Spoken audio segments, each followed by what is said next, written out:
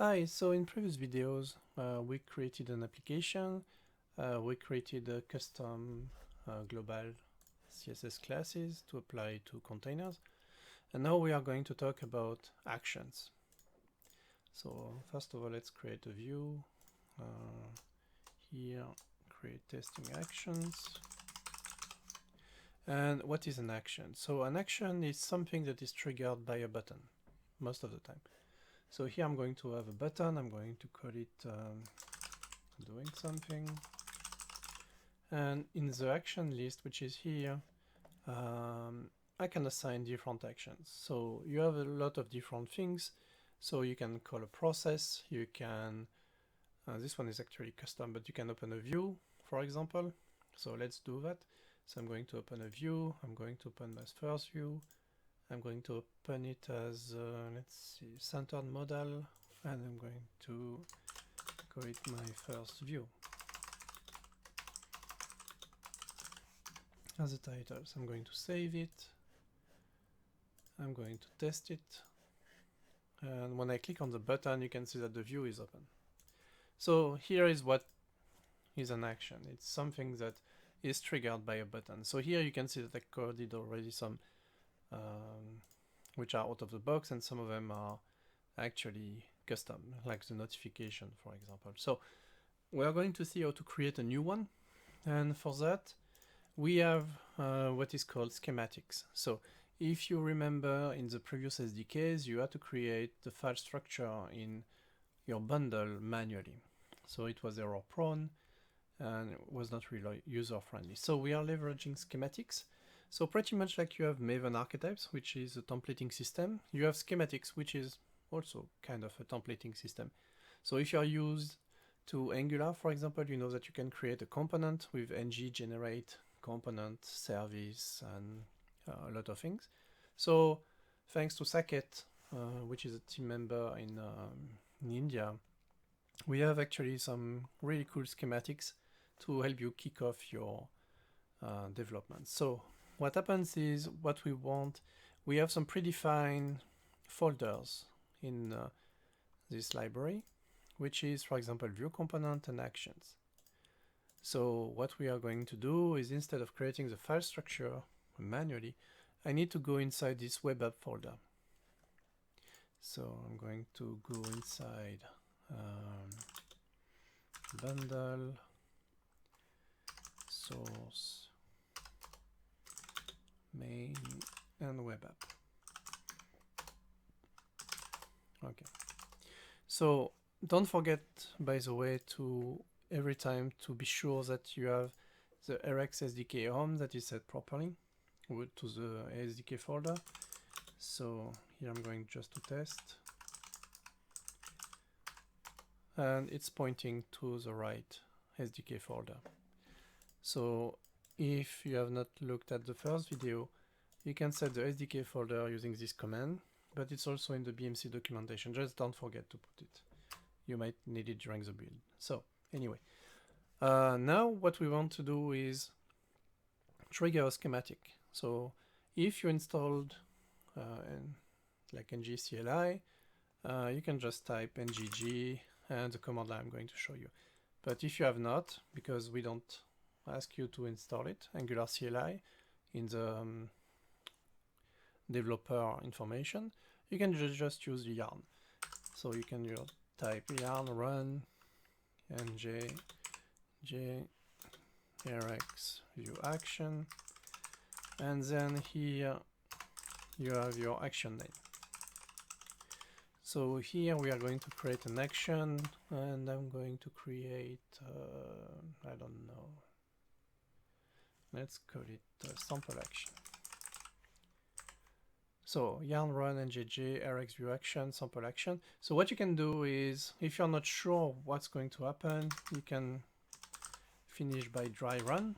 So it will tell you what file it's going to create, but without creating it, create an update. So I'm going to do using the dry run. And here you can see that it's going to create a bunch of files and folder inside the action folder. And then it's going to modify my library main module to, I guess, declare my action. So that's one file by me. So I can just go here, and remove the dry run, and it will create the files. So if I go here, I can see that I have my action, and here you can see that it changed to blue, which means that something is new, something has been modified. So if I looked at the modification, you can see that we have imported a new module coming from the action, and it's imported inside the module. So let's fix, by the way, the indentation of this module really quick, because this is extremely ugly. Let's see.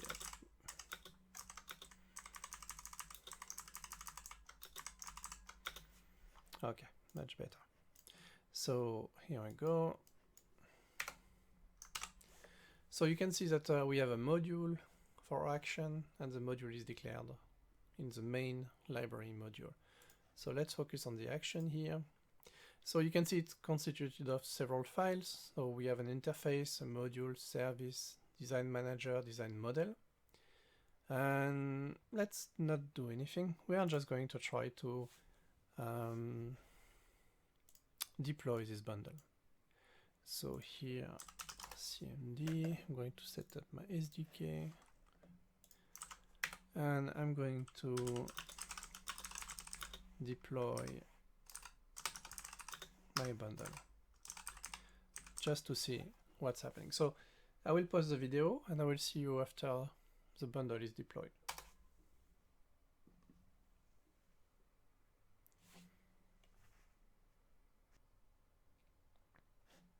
Okay, so the bundle has been deployed.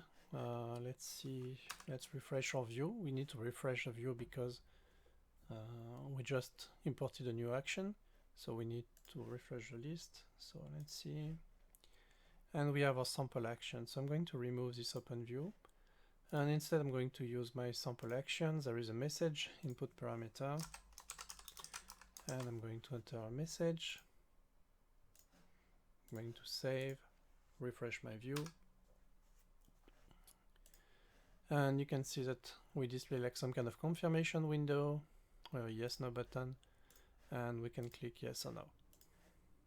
Okay, so now we have like a default action ready to work. I mean, out of the box, ready to work after the schematics. So now let's see a bit how everything is working behind the scenes. So we have, first of all, the index. The index is just going to export the different modules and services. We have the module in itself. The module in itself contains different information. So the first one is, of course, the name of the action. And so there are some parameters you shouldn't change, like, for example, the module name. Everything is set by the schematics automatically. So here you can see that we are going to register this action using the RxView action registry service and passing some information. So some things are very important here. The first one is the name. So the name, as you can see, is built using the bundle ID. Come example, sample app. It's very important. This is to avoid collision with another action, for example, from BMC or another developer. So the best practice is to use your bundle name. Here is the label. So this is just what is going to be displayed in the action list. So you can change it to sample action, for example, here. That will change the label that is displayed here. So this one you can change to pretty much whatever you like. It's better, of course, not to collide with anything else. Your bundle ID is set automatically, so this one you don't need to change. And then we have some other information. So the first part is the parameters. So those are the input parameters and not the output parameters, just the input parameters. So as you can see, we have a name, we have a label, we have a flag to tell if it's required or not, and we have enable expression evaluation. So here it's required, so we display automatically this message. Enable expression evaluation means that we are going to give you like an expression builder. So you can tap into, for example, let's say that you have a record editor in this view. You can access it, for example. If we didn't put enable expression evaluation here, we would just have like a standard text zone like we would have here. So you could not reference, for example, a field, a record editor field. Then we have the service. The service is a service, an Angular service that is going to be executed at runtime. So that's the one that is responsible to open our pop-up. We have the design manager and the design model. So the design model is in charge of declaring again the input parameters, the validation of those input parameters. So pretty much the runtime, but for the design time. So it will run when here, that's one define what happens in the view designer during design time. Then we have the design manager, and the design manager is in charge as well of the validation on the design time. So let's see file by file. So here we have our module. Usually what we have, we go inside the design model. Inside the design model, you see that we extend the Rx view designer action model. Here in get initial properties, what happens is we set the default values of the different input parameters. So for example, here you can see that for the message input parameter, we just set it to nothing, but you could set it to something else, like this is cool, for example. And because this method is called automatically, you can pass not only the default messages, but also the current values. So for example, here I've set to high. So when I open it, it's high, which means that here when the parent is going to call the get initial properties, it's going to set the message input parameter to nothing, and then it's going to override it by message set to high if necessary. So that's what the spread operator is going to do. So get initial properties is in charge of default and current values. Then we have some other information. So here we have the set action property config. So what it does is we are going to define the list of the input parameters. So you could ask, why should I to do it twice, like once in a module and once in the design model? So the reason is, well, here you can give some broad information, like for example is required, the label, enable expression evaluation, and here you can give much more details. So for example here we have message. We say that the component is expression form control component. So the component means what kind of inspector we are going to use for this input parameter. So we want to display an expression builder. An expression builder means it's an expression form control component. If we wanted, for example, just a text, like we saw in the label here, for example, we would do something like text form control component instead. And of course, the options would be different. The options are most of the time related to the component, but in our case, we want an expression builder. So in the options from this expression form control component, so we have an interface. So the good thing is it gives you like what kind of properties you can set. That's why it's very important to have like to use an interface. You have some parameters. So you have your label, you have the is required flag, and then you have the data dictionary and the operator. So those two informations are mandatory, the data dictionary and the operators.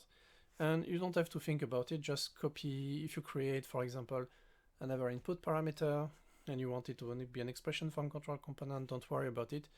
Just copy those two values, basically. Technically, you can customize your data dictionary and operator, but it's kind of rare. So by default, just copy those two lines. And let's say that you want to add more information, like for example, let's say that we want a tooltip. So we would put new tooltip.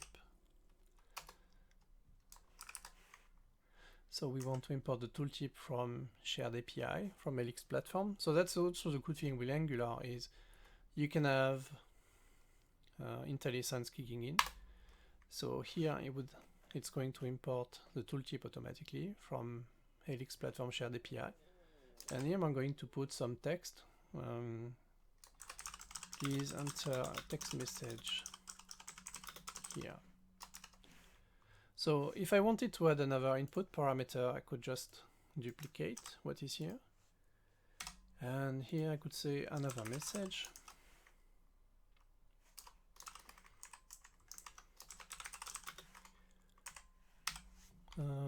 It's not required. Still with enable expression evaluation, so I can just as well duplicate this. So here the name should match the input parameter. So here that's the label. And this one is not required. And this one I don't want a tooltip. Actually, I just want to display it as a text. This one, not even an expression. So I'm going to do text form control component. So pretty much all BMC out of the box inspectors have form control components. So you can use IntelliSense to see what kind of types there are. But if you want to see pretty much all types that are available, there is an example in my sample bundle that lists pretty much all the different inspectors you can use. So here it's just a text, so I can just actually remove enable expression evaluation. So what does that mean? Enable expression evaluation. So here you can see it's a text, right? It's very easy to understand. But let's say that I'm going to create a record. I'm going to call it test. I'm going back to my view. I'm going to put a record editor pointing on test. In create mode, I'm going to add a description field. And let's say that whatever I type here should be displayed inside the message. So here, for example, instead of I would put description. Okay. So now if I refresh my view, if I put hi, this is cool.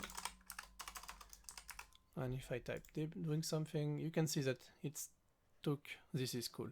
So that's what does enable expression evaluation. So here you have an expression. It's pointing to the description field, which is an expression. So here, if I go here, if I look at my action, so it's sample.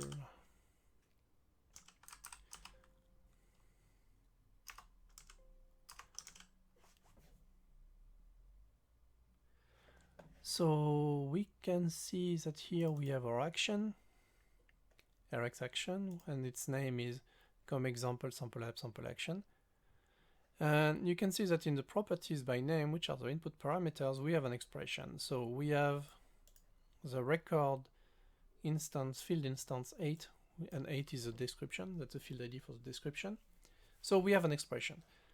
So at runtime, what it's going to do, it's going to take the expression and it's going to evaluate it. So we have the value of the expression and not the expression itself.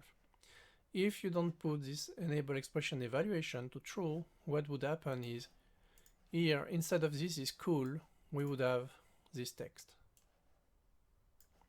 So depending on what you want to do, it's very important that you set the enable expression evaluation to true or false. Or nothing. By default it's false. So now I have another input parameter, which seems correct. So that's for the input parameters. So now we have action output data dictionary. So this one is for actually output parameters. So you can see here that we have nothing. We don't return an output parameter. So why do we have output parameters? Well, because when you have an action, you can actually chain those actions. Like you can see, you can add multiple actions. So let's say that, for example, this sample action would return something. So let's take, oops, shouldn't have done that. So let's take, for example, this fruit picker. And let's take a confirmation. So in this confirmation, you can see that in the list of action, I have here some output parameters coming from the fruit picker action. That means that the good thing is everything is a chain. So in fruit picker, I could, for example, get and consume output parameters from my sample action. And in confirmation, I could get the output parameters from the previous actions. So we are not going to do that. I'm not going to explain right now how to do output parameters. There is some example in the, for example, for the fruit picker. So if you want to see how to create an output parameter, you can just refer to those videos. So now I created another input parameter. Here, that's where we will define our output parameters. So we are done with the design model. So the design model is here to set the initial values or the current values and define the input and output parameters. Then we have the design manager. So if we open the design manager, you can see that we have a validate method, and this validate method called validate input parameters. So what it does is it will pass the input parameters and the values, and here you can return some validation, some custom validation. So for example, let's say that we have like our second input parameter and we don't want like a specific value like foobar. In this validate input parameters, we could have some validations where we could check. And if we see that the value is foobar, we say, no, I'm sorry, we don't allow that. So let me quickly show you how that would work on some example. So let's find an action in this test module. So first, let's do the output parameters. So here is our output parameter definition. So you can see it's an array, and it's an array of output parameters. So you would have a label, so which can be pretty much what you want. That would display it in the data dictionary. And the expression is the variable name. So here I could put actually fruit object. I mean the label should be actually fruit object this way. And the expression could be this one. So if you remember when I did the example of the fruit picker and the confirmation, you could see that in actions I had fruit object and configuration and fruit. So that's how you define the output parameters. So you don't define the values, you define the structure. So let's revert for now. And let's check the design manager. If there is some custom validation. So here you can see that we have our validate method and calling our validate input parameters. So here you can see that action params contain the different input parameters. So I'm going to check that for fruit, for the input parameter fruit, because that's my input parameter.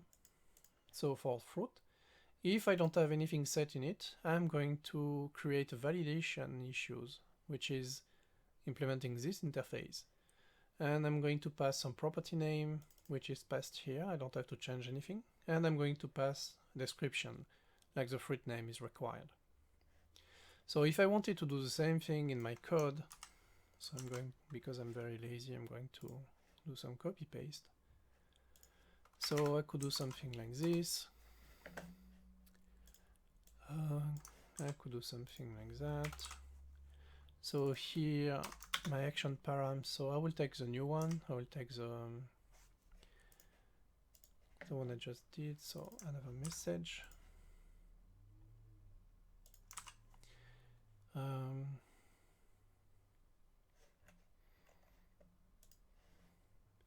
And here we would say another message is required. And you can see here that it's complaining about something, right? It says that another message does not exist on type iSampleAction design properties. So why is it complaining? It's complaining because here we have an interface file, and this interface file contains two interfaces, one which will be used at design time and one at runtime. And those interfaces contain the input parameters. So that's also one of the cool features of TypeScript and Angular is stronger typing. So here I need to declare my new input parameter. So I'm going to declare it in both interfaces, and now it should not complain anymore.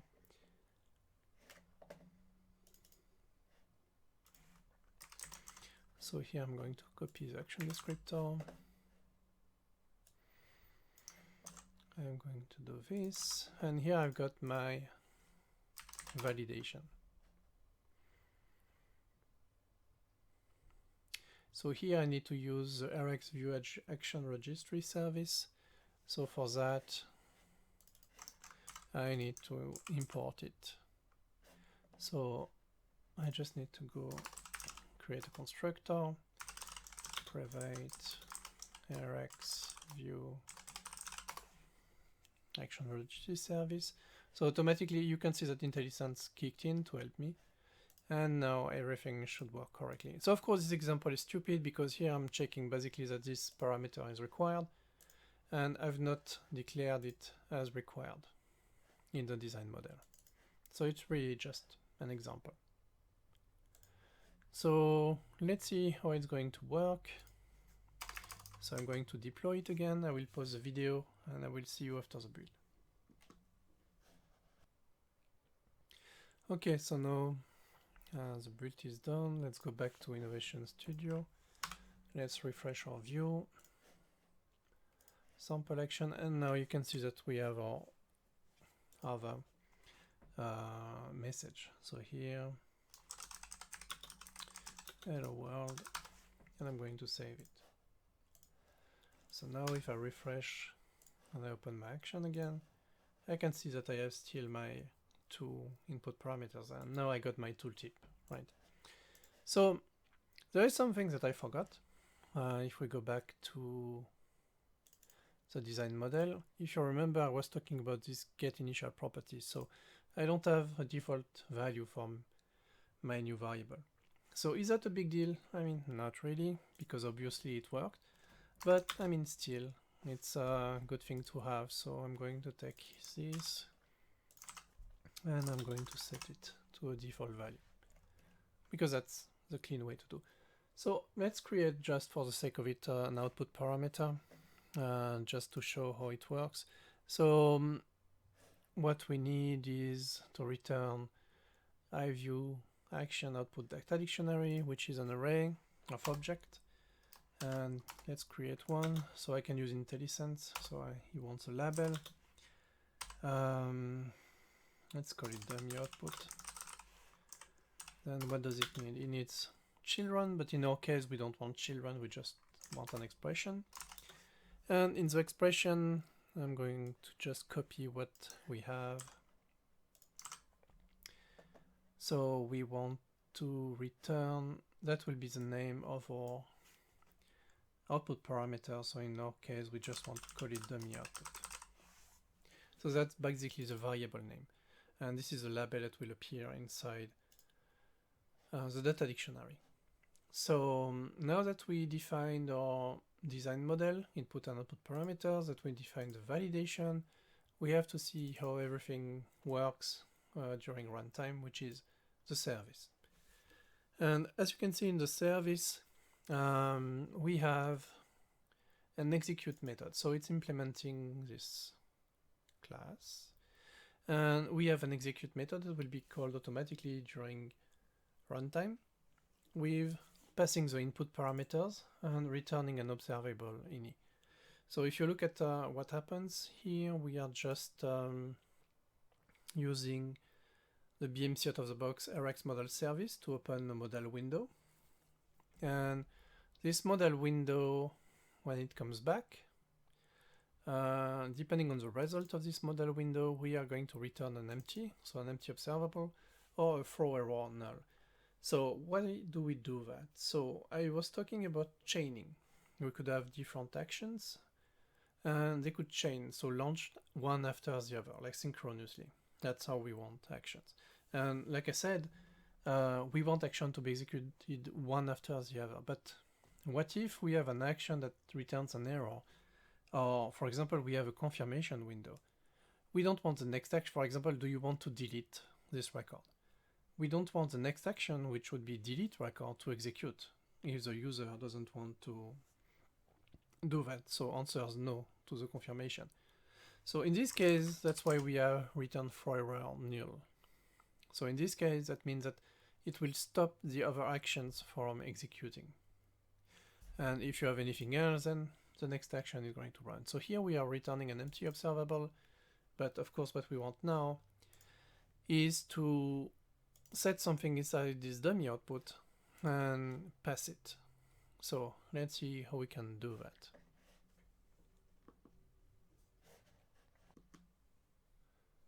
So, like I said, we need to return an observable. So let's see, we need to first build our output parameters object. So let's do something very simple. We can do something like const result equal. So we are creating an object, and inside this object we are going to put our, as key we are going to put our output parameter, and then we have to give a value. So for example, it could be input parameters dot message plus,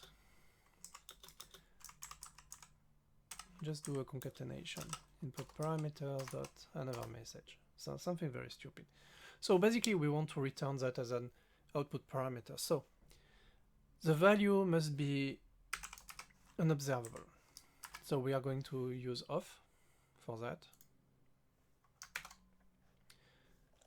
So it's going to import it automatically from ARxJS, so it's going to be an observable.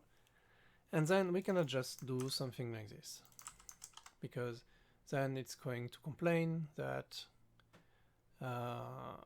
it's not returning the right type. So what you need to do is actually use fork join from ARxJS.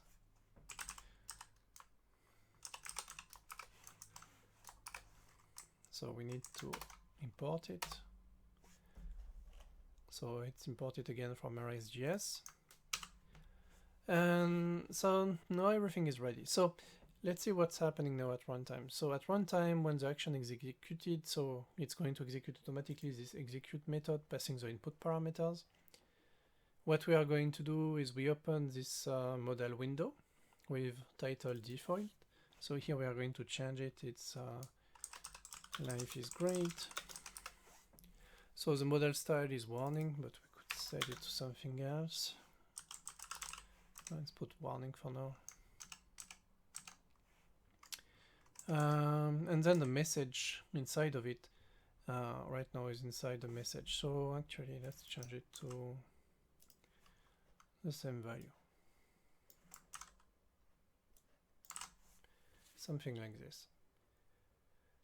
And then, because this result is going to be a promise, this confirm, so we are going to convert it to an observable.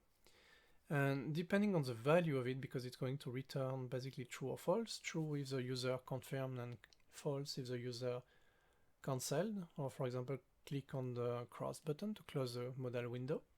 So if the user confirmed, we are going to return the output parameter, and if the user did not confirm, so cancelled, we are going to cancel the action chain.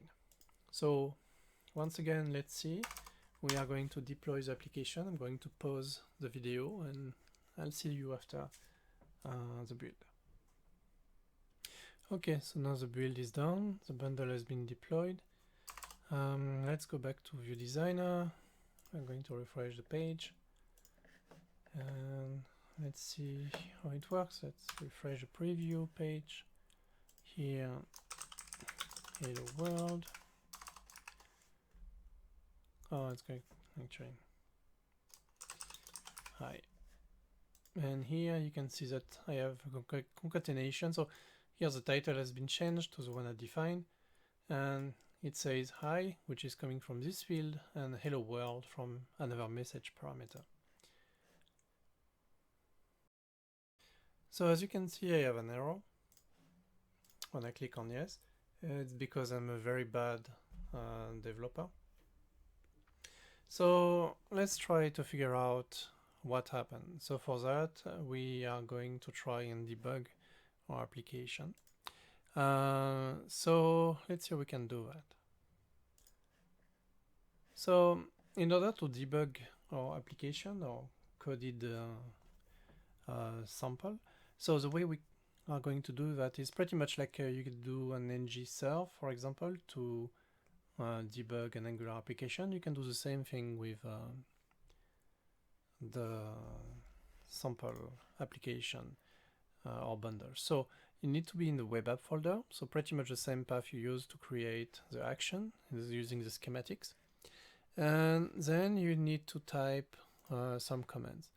So I'm going to copy the command. I'm going to explain to you how it works. So it's npm start, and you have to give API host. So API host is the domain from your Innovation Studio, and it's going to assume that it's going to be on the port 8008, which is the default one. And here is the IP address of my Innovation Studio. So once you are ready, you can just type enter. So be sure to be in the web app folder. So it's going to build a project, and it's going to launch a page. So here you can see that everything is ready, that it has launched with ng-serve, and it's available on localhost port 4200. So it actually launched automatically a web page, which doesn't go anywhere right now. So if we want to debug, we just have to get the URL from this view, starting with Elix, and paste it after the localhost 4200 this way. So you might have to log in again because it's a different session, but here you have your access to your code in debug mode. So here I'm going to use it. I still have got my script error, and see here I've got null hello world. So if I change something in my code, so let's say I've put back only the message just as a test, and I'm going to change the title to is not so great because we have a bug. If I save, after some time ng-serve is going to detect that automatically a file has changed, and it's going to rebuild the chunk. Here's the page refreshed, and now you can see that it's not so great. So I have a typo now. So not so great, and it's going to trigger again. So now we have an issue. So the reason why we have an issue is because here I'm returning is constant, and I should return the object. So here I'm going to change it. I'm going to remove this result. I'm going to save. It's going to catch it and rebuild.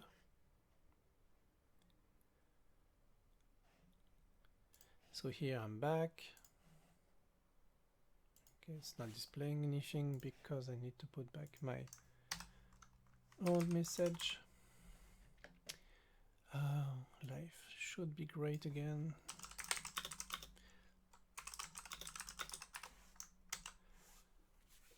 So let's see. I need to wait for it to build. So here I'm gonna put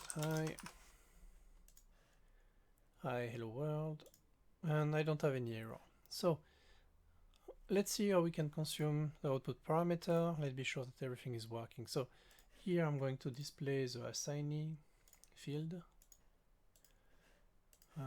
Here is going to be the output parameter value.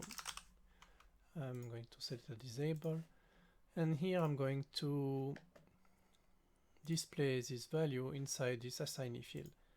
So here it's the assignee field, and the value is going to be the action. Oh, actually I messed up. The field is in the first field. Here assignee is in property path, and of course the value is my action value. So here I've got my action, my sample action, and my output. So I'm going to put the output, saving. Here, of course, nothing is going to work because we are at runtime. I mean, we are using Innovation Studio, so we still have the error. But here I'm in debug mode, so hopefully, of course, I need to refresh the view. So now I got my two fields, and you can see that I have my null hello world. If I put hi, hello world. So what did we see in this quite long video? We saw how to create an action that we can use inside our Innovation Studio, and we saw how to have like input parameters, validate input parameters,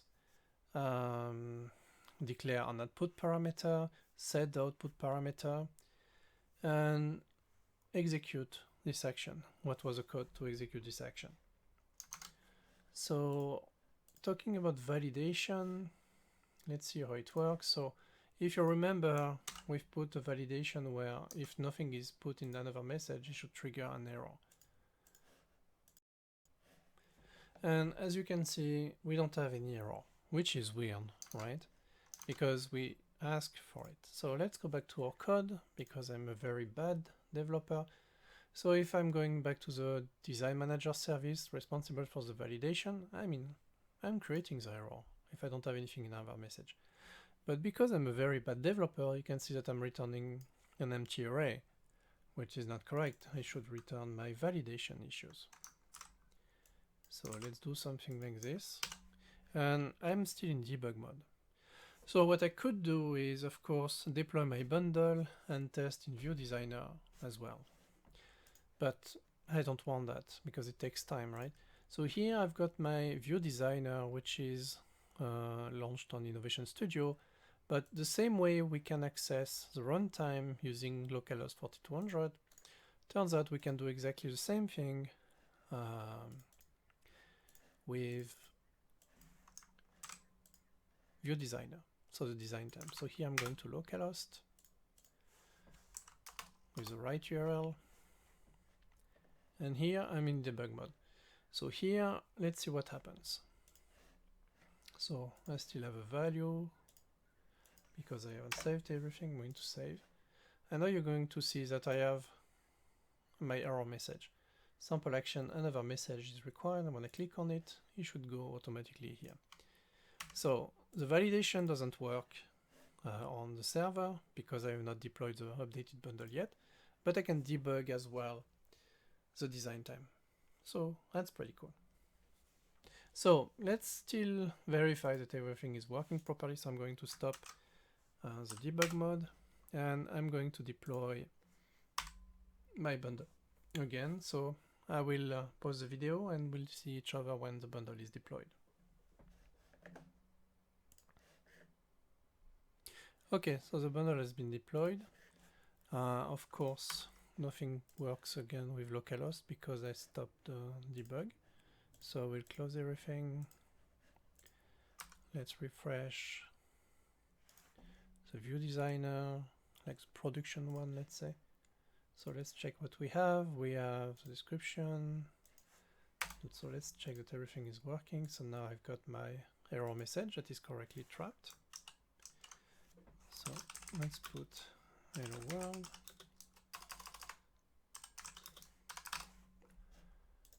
Let's save, refresh,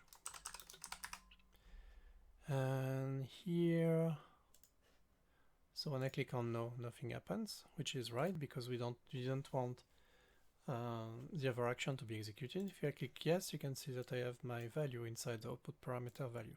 So now everything is working as it should be.